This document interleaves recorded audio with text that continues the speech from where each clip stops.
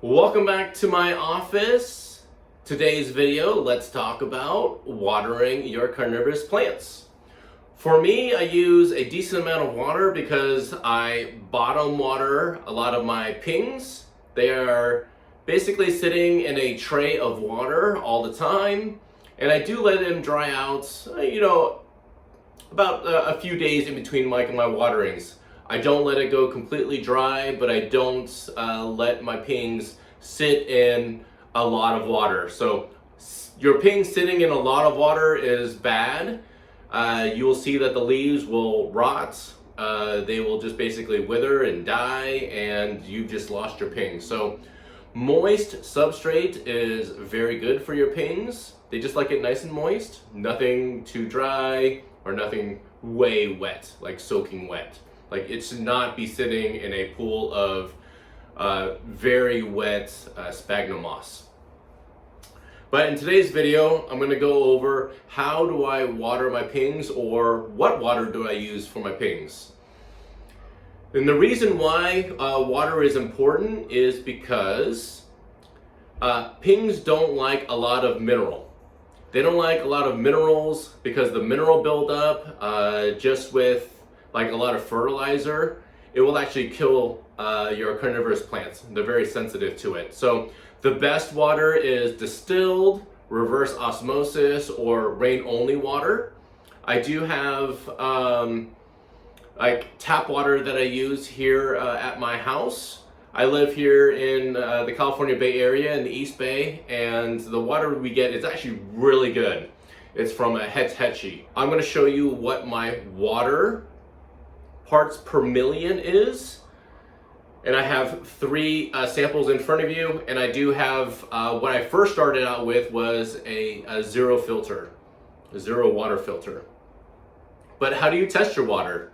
So testing it, you use a little tool. It's called a TDS meter, and it'll basically test the parts per million of minerals that are in your water. First, what I'm going to do is show you that I have my tap water. I have my backyard water. It's from the tap as well, but it has like a filter on them. And then I'm also going to show you, it's nice and green right now, but this is the standing water that you kind of like leave in your trays.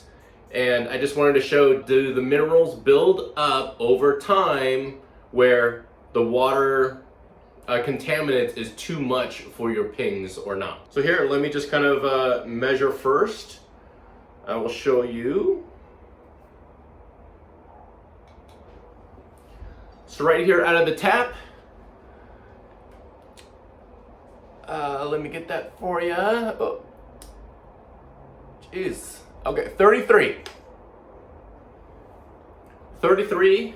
It is recommended that you have under 100 parts per million in your water, and that's where your carnivorous plants can do pretty well. Okay, the next one is going to be the tap from my backyard. It's same for my hose from my backyard. It's the same as my tap, but I have an additional filter on it. I have not changed my filter in a long time just because I know that the water contaminants are very low. So let's just see what that also measures as.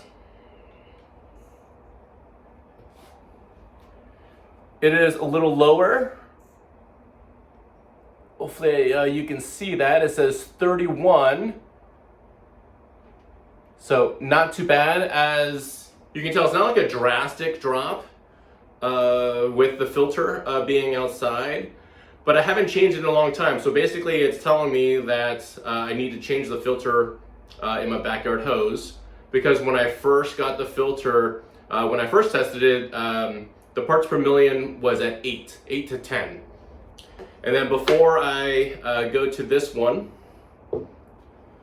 the water that's been sitting in my trays, I just want to show you too, because another option for you is that if you live in an area where you do have high minerals in the water, in your water system, wherever you live, another option, instead of buying distilled water because it costs a lot over time, like you don't want to buy like gallon jugs of distilled water. It's like, it's pretty costly. I don't know, it might be like $2-3 for like a gallon, but you know, over time it does cost a lot. So I'm just going to pour, this is the outside tap water.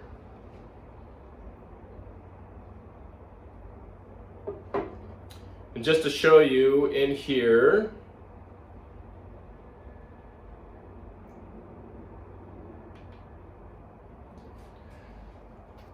this water that I just poured in also is 31 parts per million.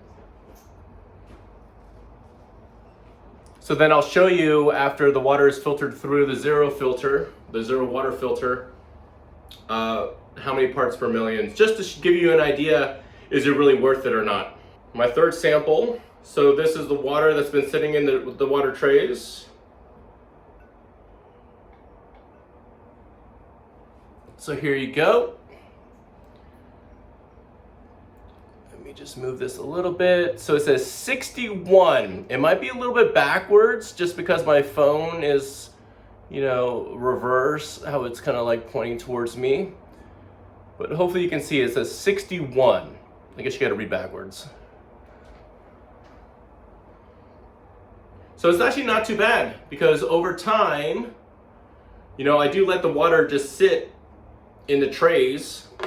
Like from week to week, I water my pings about once every week and a half, possibly like 2 weeks.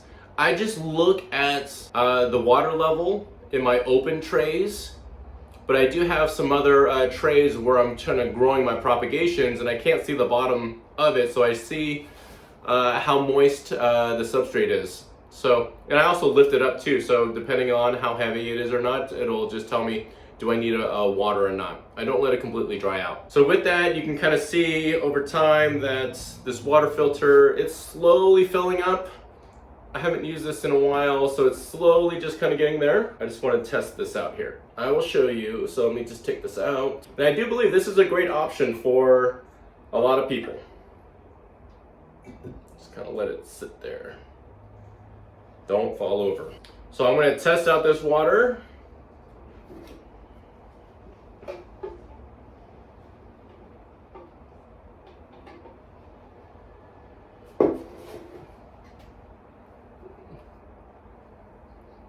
So it went from 30, literally 0. It showed up 0 parts per million. Literally, they call it a zero water filter. So if you do live in an area where, like I said earlier, that your water content is high in minerals, zero water filter is a great option for you. So I did buy this off of Amazon. I believe it's like around $20, very affordable, and it also comes with, at least when I bought it, it came with the TDS water meter, so you can also, you know, test out the water in your area.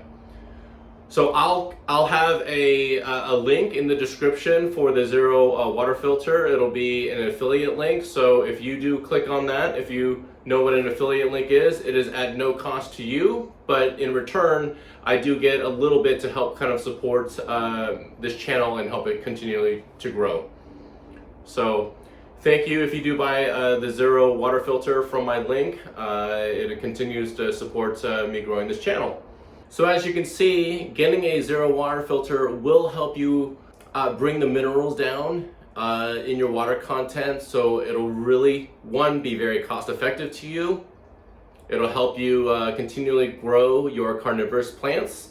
It did help me out tremendously at the very beginning of my carnivorous plant journey. But for me, in testing out these water samples that I had in front of you, you can tell that I do have pretty good water in my area, so I continually use kind of like out of the tap or like some filter, and I do test out the mineral content every now and then. I appreciate you watching this video. Hopefully it was informative to you in any way. Hopefully it helps somebody out there. If you do like the videos that I'm kind of putting out, please like and subscribe. I really appreciate that. It continues to grow my channel. And with that, hope to bring you a little bit more. So thank you for watching. Have a great day and take care. All right, until the next one, bye-bye.